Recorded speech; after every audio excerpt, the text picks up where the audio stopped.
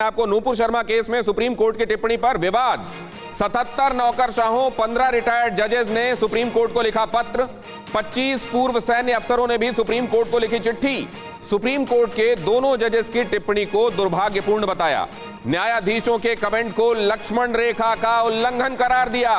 कहा कि यहां पर लक्ष्मण रेखा का उल्लंघन किया गया है न्यायपालिका में मौजूद इन दो जजेस की तरफ से।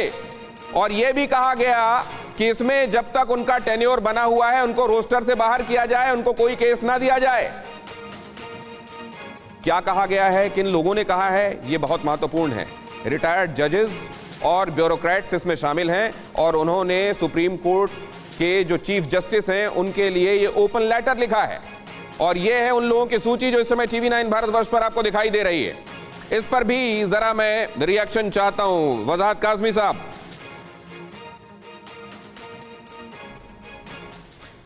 देखिए, या तो सुप्रीम कोर्ट के जो हमारे महान जज हैं या तो उनको कोई फैसला ही सुना देना था और या फिर उसको एक्सेप्ट करके वो उसकी सुनवाई करते।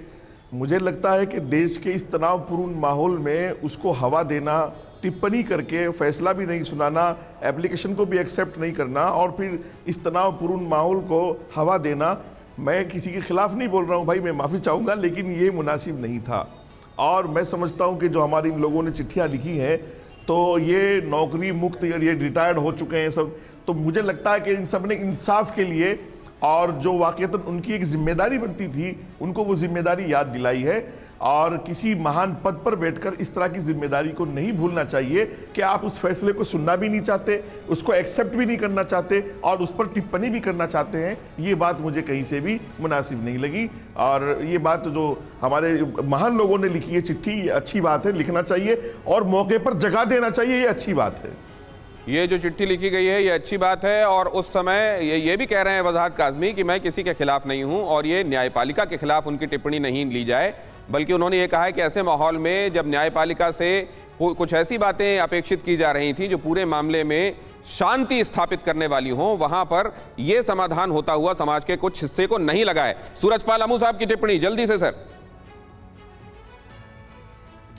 सर दिनेश भाई, मैं खुद एडवोकेट हूं। मैंने 2 दिन पहले अभी सोनीपत में एक बात कही थी कि हम तो राष्ट्रपति से इन जज साहब की शिकायत करेंगे।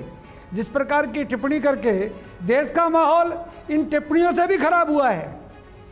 हमने शिकायत करने के लिए वगैरह करनी सेना ने एक पत्र तैयार किया हुआ था।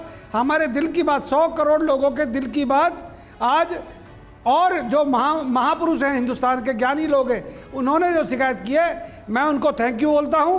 और सुप्रीम कोर्ट को भी हमारी अभिव्यक्ति की आज़ादी के ऊपर ध्यान देना चाहिए। इसमें मुफ्ती जियाई और कादरी साहब का भी कमेंट बहुत आवश्यक है। मुफ्ती जियाई। पहलू है, अगर कुछ खामियां हैं तो उस खामियों को मिलजुल करके सही करना चाहिए, अगर कुछ कमियां हैं तो उस कमियों को मिलजुल करके सही करना चाहिए। हर एक को इंसाफ मिलना चाहिए और इंसाफ का तकाजा पूरा होना चाहिए। मैं उम्मीद करता हूं कि आने वाले दिनों में इंसाफ का तकाजा यकीनन पूरा होगा। अगर कुछ कमियां हैं तो उस कमियों को इस्लाह करना हर एक की रिस्पॉन्सिबिलिटी और एक की जिम्मेदारी है और उन तमाम चीजों को देखते हुए मुल्क को आगे ले जाना यह हम सबका पहला फरीजा होना चाहिए। तो अमू साहब आपसे जो जानना चाह रहे थे कि क्या 3 लाइन आज आप लिख देंगे, उन्होंने कहा कि आपका नाम इतिहास में दर्ज हो जाएगा उसके बाद। देखिए, इतिहास में नाम लिखे जाने के लिए नहीं, बल्कि हम मुल्क को आगे बढ़ाने वाले लोग हैं। हम चाहते हैं कि इसको आगे बढ़ाया जाए और देश आगे बढ़ेगा तो यकीनन देश की प्रगति। कुछ कह रहे हैं सूरजपाल अमू साहब, आखिरी 20 सेकंड 30 सेकंड बचे, आखिरी 10 सेकंड में। सर अभी मैं कल सुबह 3 में से एक सज्जन ने यस किया है, 2 ने नहीं किया। वजाहत साहब हिम्मत नहीं, कादरी साहब भी बोल रहे हैं। कादरी साहब के पास तो मैं अभी आने वाला हूं। मैं तो 20 दिन पहले कह चुका हूं। आप दिनेश भाई से पूछिए मेरी क्या हालत है इस मामले में। मैं तो बिल्कुल साफ आदमी हूं। मैं तो ऐसे लोगों को इस्लाम का हिस्सा ही नहीं मानता हूं। चलिए देखिए, उनको वजाहत काज़मी साहब बड़े खुले हुए आदमी, वो तो किसी को हिस्सा नहीं मानते। लेकिन हकीकत ये है, इन महापुरुषों ने जो चिट्ठी लिखी सही है, लेकिन उसके बाद चिट्ठी लिखने के बाद जो जज साहब को ये कहा, उसमें ये भी लिखना चाहिए था कि इनको सजा दी जाए, गिरफ्तारी की जाए। सही है कि उन्होंने चिट्ठी लिखी और उन जजों के फैसले पर सवालिया निशान लगाया। आपके मानने वाले जो अनुयायी हैं, क्या मैं एक बात जानना चाहता हूं, उनको देना भी चाहिए। कादरी साहब आपके जो मानने वाले हैं जी। आप जिन व्हाट्सएप ग्रुप्स में जुड़े हुए हैं, आपकी कही हुई बात जहां सुनी जाती है, क्या वहां पर आप कहेंगे कि इस तरह की किसी भी सोच को बढ़ावा ना दिया जाए? और इस तरह के बढ़ावा नहीं, सोच यहीं से खत्म होंगी। अगर किसी धर्म के महापुरुष के खिलाफ कोई भी बोले, उसकी सख्ती से निंदा करके आवाज बंद कर दो, ताकि आने वाली नस्लें महापुरुषों के खिलाफ नहीं, ज़बान ना सख्ती से खोल निंदा सके। करके आवाज बंद कर दो मतलब?